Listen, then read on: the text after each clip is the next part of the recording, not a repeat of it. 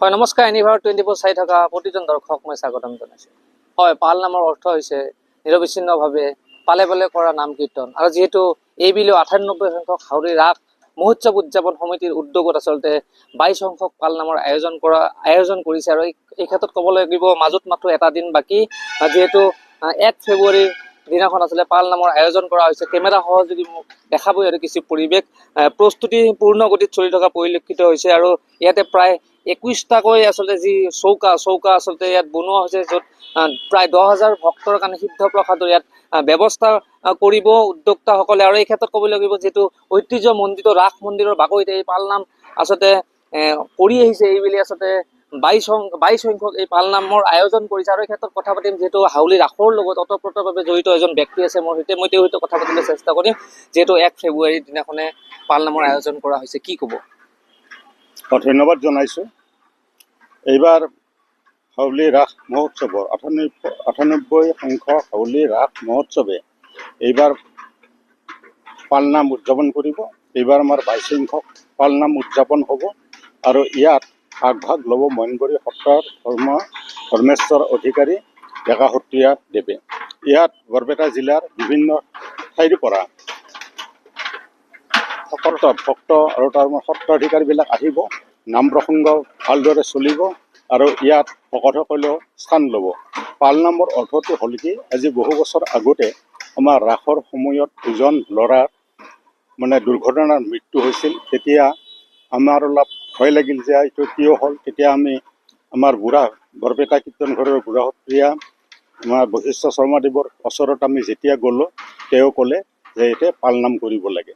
তেতিয়াৰ পৰা আমি ৰাইজৰ কুশলাৰ্থে কোনো যাতে হাউলি অঞ্চলৰ ৰাসৰ সময়তে হওক, পালনামৰ সময়তে হওক, কোনো ধৰণৰ যেনে হাতী বিঘিনি নহয়, সেইকাৰণে আমি এই ৰাইজৰ কুশলাৰ্থে আমি পালনামৰ ব্যৱস্থা কৰিছোঁ। এইবাৰ আমাৰ পালনামত আমি নিৰামিষ ভোজন আমি ৰাখিম। গতিকে ইয়াত 9ৰ পৰা 10,000 মানুহৰ আয়োজন কৰা হৈছে। আৰু এইবাৰ আমি খোৱা খাদ্যত খুব নজৰ দিছোঁ। এইবাৰ আমাৰ ৰাতিপুৱাৰ পৰাই ৰন্ধা বঢ়া আৰম্ভ হ'ব। ইয়াত প্ৰায় 21টাৰ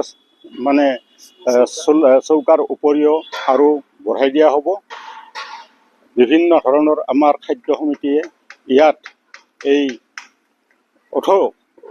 অতি কঠোৰ পৰিশ্ৰম কৰি তেওঁলোকে লাগি ভাগি ৰাইজক যাতে ভালকৈ সোধ পোছ কৰিব পাৰে আৰু সিদ্ধ প্ৰসাদৰ আয়োজন কৰিব পাৰে। কিমান মানুহৰ কাৰণে সিদ্ধ প্ৰসাদৰ ব্যৱস্থা থাকিব?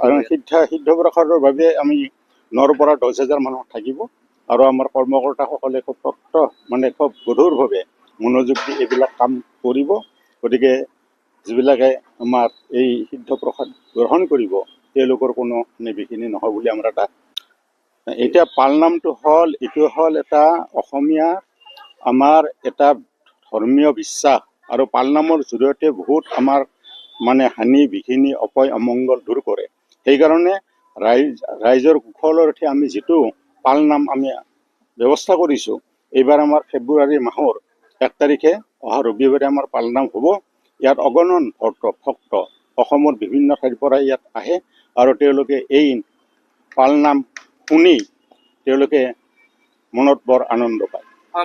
মই ধন্যবাদ জ্ঞাপন কৰিছোঁ। মোৰ কেমেৰা সহযোগী ইয়াৰে কিছু পৰিৱেশ দেখাব। আচলতে এনেকৈ আচলতে যিহেতু হাউলি 98 সংখ্যক হাউলি ৰাস মহোৎসৱ উদযাপন সমিতিৰ উদ্যোগত আচলতে ইয়াত 22 সংখ্যক পালনামৰ আয়োজন কৰা হৈছে। আৰু ইয়াত প্ৰস্তুতি প্ৰায় পূৰ্ণ গতিত চলি আছে। আৰু মই ভিতৰৰ কিছু দৃশ্য দেখাম, মোৰ কেমেৰা সহযোগী দেখাব। আচলতে ইয়াতে প্ৰায় 22টাকৈ আচলতে যি চৌকা আচলতে ইয়াত কিন্তু এনেকৈ বনোৱা হৈছে। আৰু প্ৰায় 10,000 ভক্তৰ কাৰণে ইয়াত সিদ্ধ প্ৰসাদৰ ব্যৱস্থা কৰিব বুলি উদ্যোক্তাসকলে জনাইছে। আৰু এই ক্ষেত্ৰত আৰু এজন ব্যক্তি আছে, মই তেওঁ হয়তো কিছু মন্তব্য ল'বলৈ চেষ্টা কৰিম। কি ক'ব?